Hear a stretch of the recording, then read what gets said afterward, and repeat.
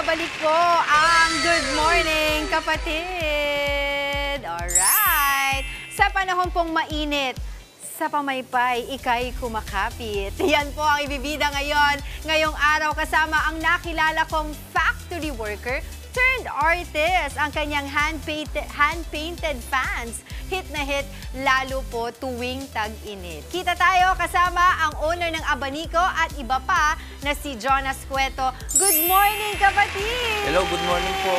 Good morning, Jonas, at thank you for joining us today. I'm so excited na pag-usapan natin itong mga dala-dala mo. And I love this pamaypay because may kasamang kaperahan.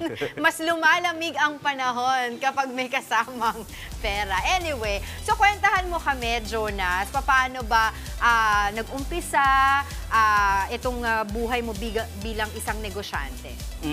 Nung una, parang worker po ako sa isang Abanico company. Tapos yun, doon ako nag-umpisang parang talagang business-minded ako eh. Yung inisip ko noon, ano kaya kung magbenta ako ng produkto namin. Oo.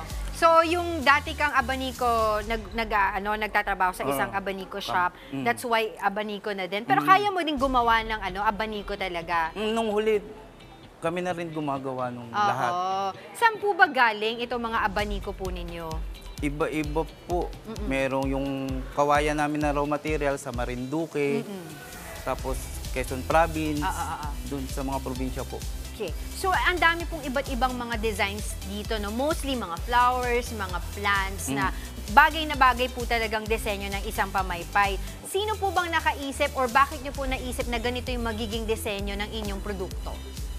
Kasi dati parang babae lang talaga yung nagpapamaypay. Kaya bulaklak, yun ang mga naisip kong design. Dati yun. Dati. Pero ngayon? Ngayon, iba-iba na. Meron na rin kaming aso, kaya lang wala kaming sample. I was wondering, Sir Jonas, pwede po ba magpa-customize? Oo, pwede. Talaga? So kahit na anong klaseng design, pwede kong sabihin sa inyo, kaya nyo pong gawin? Pwede, Okay, kunyari, palagay ko po yung logo ng Good Morning Kapatid. Pwede po yun. Okay. Alright, so magkano po ba ang naging puhunan po ninyo nung kayo po ay nagtayo ng ganitong klaseng negosyo? Parang halos, kasi Facebook lang ako nag-umpisa. So wala masyadong puhunan. Pag may nag-order, saka ko lang. So made to order. Tapos po, eventually? Parang picture lang talaga yung puhunan ko. Ipopost ko siya sa Facebook, yung gayon. Kailan po nag-start? Noong March 2013. Matagal na rin po. Yung parang labas din nun ng Facebook. So, kailan po siya naging full-blown na ito na po talaga yung negosyo ninyo? When sabi niyo po, nag-start po kayo, Facebook lang. Siguro mga 4 na taon simula noon, noong 2013. So, tapos magkano po yung naging puhunan po nun yun? Yung eventually, naging full-blown business na po kayo? Siguro mga 20 to 30 yung start. Okay. And then magkano na po yung kinikita po ninyo kada buwan? Medyo okay na po. Mga 5 digits siguro. Ayun, nakabawi na po doon sa nailabas na puhunan. So, tuwing kailan po ba ang peak season ng mga ganitong klaseng produkto? Tuwing summer kasi, di ba, kailangan nilang Tapos, tuwing December, mga bear season, pang-regalo. Okay. So, isa-isahin po natin ito. Ito yung mga pamaypay, iba't ibang klaseng Abanico, diba? Iba't ibang materyales din po. And then, meron po kayo dyan na bag, no? Opo. Can you tell me more about it? Ito naman, hand-painted din siya, native na bag. Bali, itineterno namin yung design niya doon sa Abanico. Kasi, pwede siyang pareho namin ibenta na hindi nagko-conflict. Pakita din natin yung purple kasi marami sa mga kapatid natin ang mahilig sa color purple. Ito naman yung purple. Ito yung terno niya. Diba? May pamaypay ka. Siyempre, dapat ternohan ng inyong bag. Ayan. So, as we mentioned kanina, pwede naman ito gawing, pwede po ito i-customize. No? Kung ano po yung gusto po ninyong disenyo, kung kaya po gawin ng ating artist na si Sir Jonah, ay gagawin po niya yon. At ito naman, I'm very curious kung paano po ito ginagawa. So right now, tatawagin ko po yung inyo pong pamangkin po ba? Opo. Pamangkin si Chloe para pakitaan tayo. Paano ba gumawa ng mga disenyo na ito? Chloe, come here! Ayan, Chloe. Sige. Hi, Chloe. Hi ka muna sa kanila. Hello po. Okay, ilan taon ka na, Chloe? 14 po. Nang 14 years old, ang cute-cute mo naman. So, paano ka natuto na maging mag-drawing, mag-painting? Tinuturuan po ako ni Tito po. Ah, talaga? Pero hilig mo naman. Opo. Okay, sige. Right now, pakitaan mo na kami ng iyong talento. Dito ka halap ka ng konti. Ayan. Okay, so ano itong binubuksan mo? Acrylic paint po. Okay. So, ito yung mga paints na nakahanda na para sa iyong disenyo. Opo. Okay. Alright. Sa isang abaniko, mga ilang oras mo tinatapos yung design? Mga nasa ano lang po, 20 or 30 minutes Ah, po. 30 minutes Opo. lang. Okay. Depende naman po yun sa design po. Okay. So, mostly yung mga ginagawa mo, mga flowers? Opo. Okay. Meron ka pa bang ibang mga na-try na design? Opo. Okay. Sige, pakita natin sa ating Ayan, sa ating mga kapatid yung ginagawa mo. Ayan.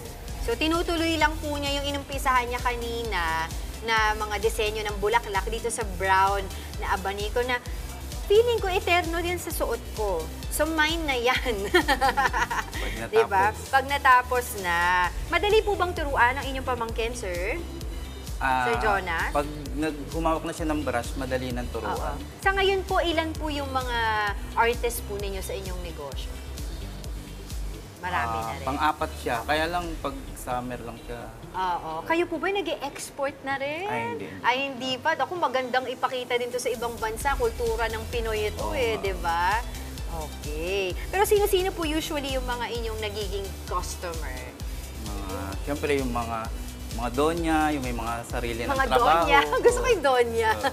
May mga sarili ng trabaho. Oo. Meron po ba kayong physical store, sir? Wala, pero may mga tindahan kaming pinagdi-displayan sa Green Hills. Ah, Sa SM okay. Mga Pampanga. pop-up store, ganon. Okay, so dun sa ating mga kapatid na interesadong umorder, ay saan po ba nila kayo pwedeng makita at makontak? Sa Facebook, sa Abanico at iba pa. Search nyo lang yun. Nandun Ano po? kami. Abanico at iba pa. Yung kanila pong telephone number ay nakapaskil po sa ating TV screen na inyo pong pwedeng tawagan or i-message para po sa iba pang detalye. Siguro bago ko po ipakita yung disenyo na ginagawa ni Chloe, mabilis na tips na po sa pagninegosyo para po sa mga kapatid natin na gusto rin po sumabak sa ganitong klaseng trabaho or negosyo. Ayun, sa pagninegosyo, dapat lakas ng loob at saka handa kang magutom sa umpisa. Ayun. Diba? Ganun naman talaga yun pag nagnenegosyo. Believe in yourself. At kung ano yung mahal mo gawin, yun ang gawin mo para maging negosyo mo, para hindi masyado mahirap for you. And of course, yun nga, tiwala lang sa mga negosyo na inyong papasukin. At eto na, ang ating inaabangang disenyo ni Chloe. Hi, Chloe! Hello Okay ka pa ba dyan? Okay na. Hello na po mga kapatid. Napakaganda po ng kanyang ginawa. Say hi naman sa ating mga kapatid. Hello po. Ayan, si Chloe, yan isa sa mga designers or artists ni Sir Jonas sa kanyang Abanico at iba pa. With that, maraming salamat po sa inyo, Sir Jonas Salamat and po. Chloe. maraming salamat sa pagsama niyo po sa amin. Huwag niyo pong kakalimutan, Abanico at iba pa. Mga kapatid, Maui David po. Simula ng inyong araw na may alam at may pakialam sa mga may init at umaaksyong balita sa bansa. Para maging una sa balitaan, mag-subscribe at mag-follow sa social media pages ng News 5.